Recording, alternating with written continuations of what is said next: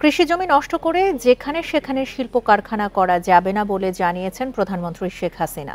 সকালে গণভবনে কৃষক লীগ আয়োজিত বৃক্ষরোপণ কর্মসূচির উদ্বোধন ও পুরস্কার বিতরণ অনুষ্ঠানে এই কথা বলেন তিনি। পরিবেশ রক্ষায় জাতির পিতার নেতৃত্বে আওয়ামী লীগই দেশে প্রথম বৃক্ষরোপণ কর্মসূচি শুরু করে উল্লেখ করে প্রধানমন্ত্রী বলেন, এখন জন্ম সনদ দিয়ে খোলো বিকাশ স্টুডেন্ট অ্যাকাউন্ট, নিজের বিকাশ নিজে কর। দেশের অর্থনীতি কৃষি নির্ভর, তাই বঙ্গবন্ধু সবসময় কৃষির ওপর জোর দিয়েছিলেন।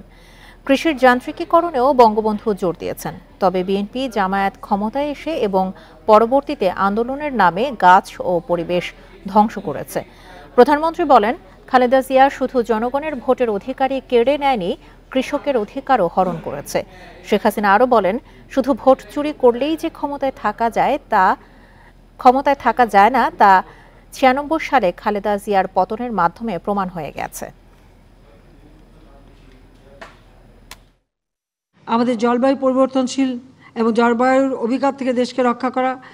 বাংলাদেশ কখনো জলবায়ুতে কোনো রকম ক্ষতি করে না, কিন্তু আমরা এর দ্বারা ক্ষতিগ্রস্ত হতে যাচ্ছি। সেই দিকে লক্ষ্য রেখেই আমাদের যে উন্নয়নের কর্মসূচিগুলো আপনারা লক্ষ্য করবেন, এবার দক্ষিণাঞ্চলে সবথেকে বেশি উন্নয়নের কর্মসূচি নিয়ে ওই অঞ্চলের মানুষকে সুরক্ষিত করেছি এবং এটা আরও সুন্দরভাবে আমাদের করতে হবে।